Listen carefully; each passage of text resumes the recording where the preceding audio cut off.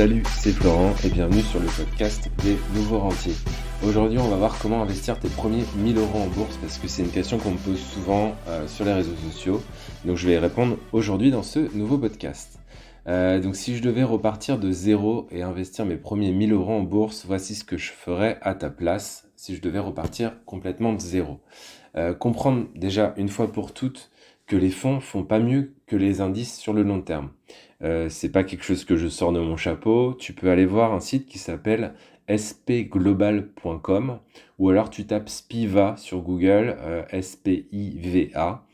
C'est un site justement qui a pour but de référencer combien de pourcentage de fonds font mieux que leur indice de référence.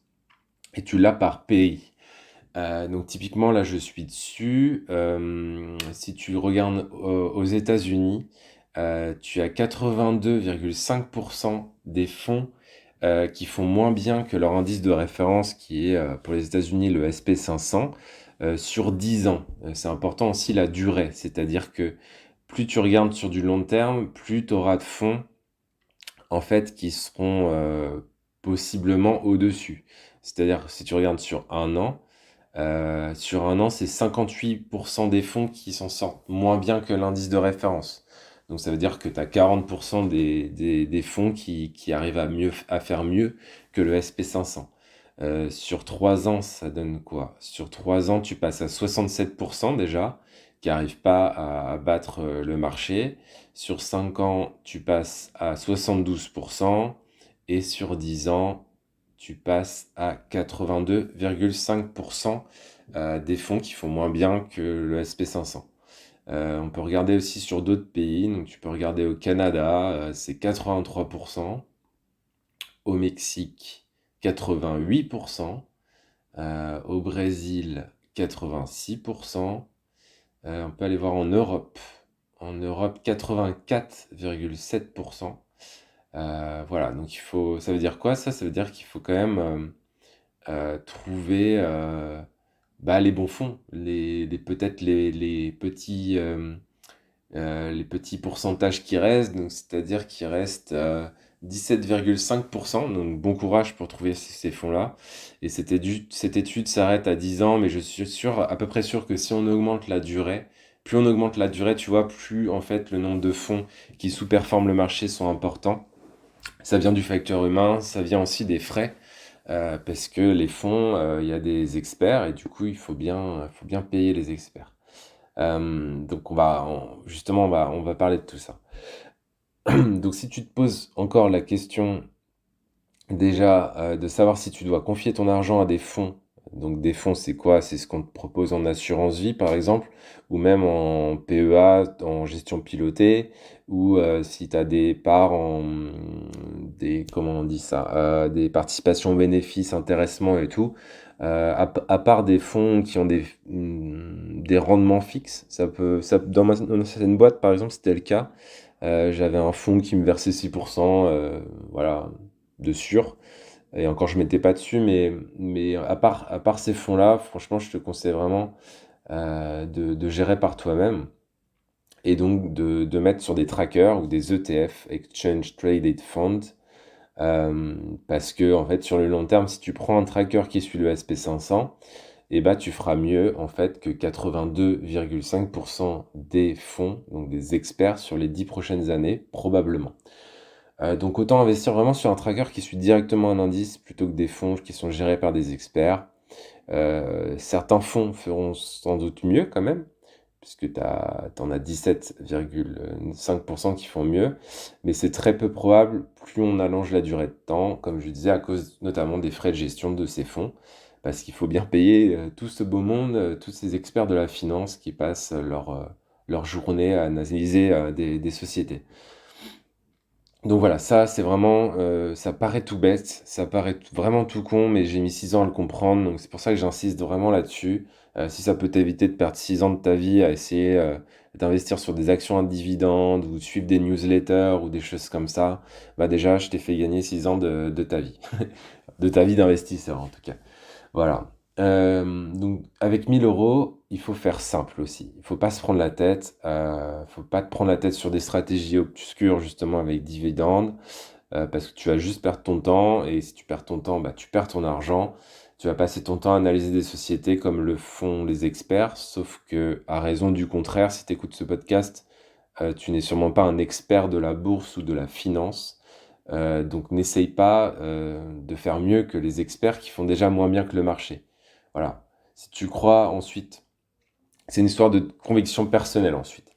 C'est-à-dire moi j'ai mes convictions, certaines personnes que j'accompagne en ont d'autres, toi tu en as peut-être encore d'autres. Donc si tu crois au développement de l'Europe, bah, tu peux investir sur l'Europe en suivant un tracker qui suit le CAC 40 par exemple. Si tu crois au développement plutôt des États-Unis, bah, t'investis sur les États-Unis en mettant du SP 500, du Nasdaq, du Dow Jones ou d'autres indices américains. Si tu crois aux pays émergents, bah, tu suis un tracker qui suit les pays émergents.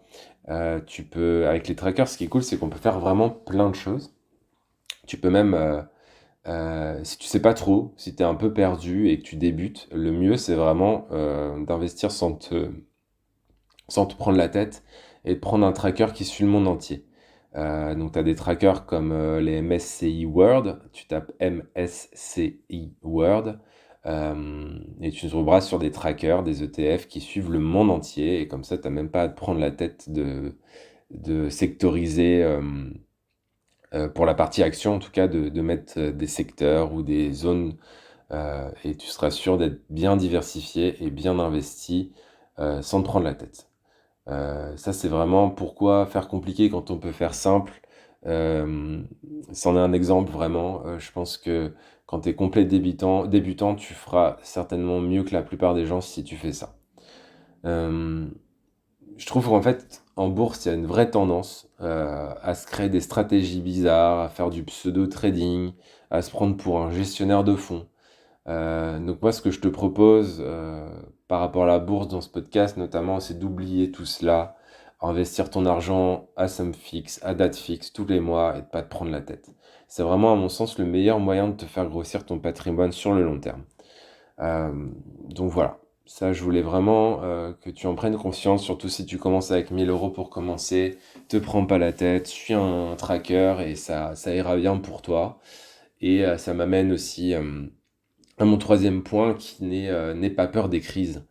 Parce que, en fait, souvent, on veut pas investir en bourse parce qu'on a peur de la prochaine crise. Ce qui est sûr, c'est que la prochaine crise boursière arrivera sûrement un jour ou l'autre.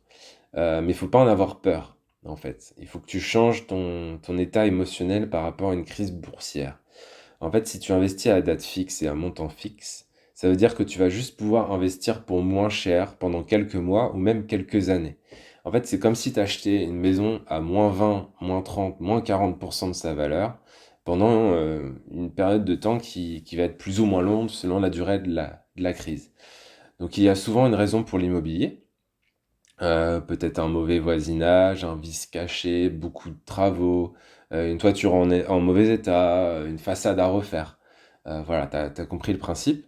Et en fait, la bourse, c'est pareil. C'est-à-dire que quand la bourse, on paye moins cher la bourse, notre investissement, c'est qu'il y a une raison. Donc c'est que peut-être une grosse banque fait faillite, peut-être que tu as une bulle spéculative autour d'un secteur d'activité, peut-être que tu as un secteur d'activité qui est mal géré, peut-être que tu as des problèmes de dette, peut-être que tu as un état clé qui est proche de la faillite. Tu vois, as plusieurs raisons comme ça. Les taux d'intérêt de la Fed, tu as vraiment plusieurs raisons comme ça qui peuvent influencer le cours de la bourse sur quelques mois, quelques années. Mais sur le long terme, comme on est quand même pour l'instant en tout cas dans un modèle capitaliste, on est dans un modèle de croissance. Donc tant qu'on sera dans un modèle de croissance, la bourse se mettra à croître dans le temps. Donc n'aie pas peur des crises, considère juste qu'elles font partie intégrante de la bourse. On ne peut pas y échapper, on peut juste apprendre à gérer nos émotions pendant qu'elles arrivent. Et ça, c'est vraiment important aussi quand tu commences avec 1 000 € d'en prendre conscience. En fait, il faut que tu imagines que tu es en pleine tempête, tu as une mer déchaînée, tu as des vagues à 3 mètres de haut, et voilà, projette-toi dans cette tempête, imagine-toi. Est-ce que tu penses vraiment que ça va s'arranger dans la tempête si tu lâches le gouvernail et que tu vas te réfugier dans le fond de ton lit en PLS? Je pense que tu as plus de chances de t'en sortir si tu fais face à la tempête, debout, bien droit, en mettant ta peur de côté et en tenant bien droit ton gouvernail et en bravant la tempête que d'aller te réfugier dans ton lit. Bah, la bourse, c'est pareil. Si à la moindre crise, tu es en PLS et tu veux tout vendre, bah, tu auras du mal à tenir dans le temps parce que les crises font partie intégrante de la bourse. Il faut juste savoir les gérer. Mon quatrième point pour tes premiers 1 000 euros, ça serait de ne pas changer de stratégie tous les 4 matins. L'investissement en bourse, c'est long. C'est même chiant des fois. Il peut rien se passer pendant plusieurs mois, voire toute une année.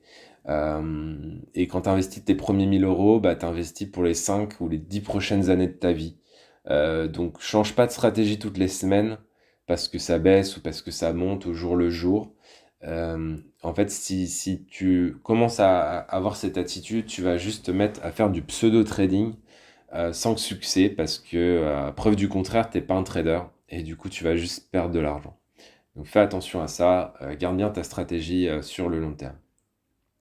Voilà, donc j'espère t'avoir fait prendre conscience qu'on peut faire des choses vraiment simples sans se prendre la tête avec des bons résultats à la clé. Les méthodes dont je viens de te parler dans ce podcast, elles te permettent de générer entre 6 et 10% par an, voire même plus pour certaines méthodes. Donc c'est pas des trucs à la con que je te dis, c'est des vrais trucs qui marchent. C'est juste que ça paraît tellement simple qu'on se dit que ça va pas marcher, mais en fait pour un débutant, c'est vraiment le plus simple à faire.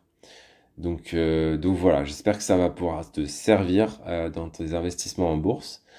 Si tu te sens malgré tout un peu perdu dans cette jungle boursière où tu souhaites faire un bond de plus de 10 ans d'expérience, en prenant un accompagnement notamment avec moi, bah, tu prends un appel stratégique avec moi ou avec Luc.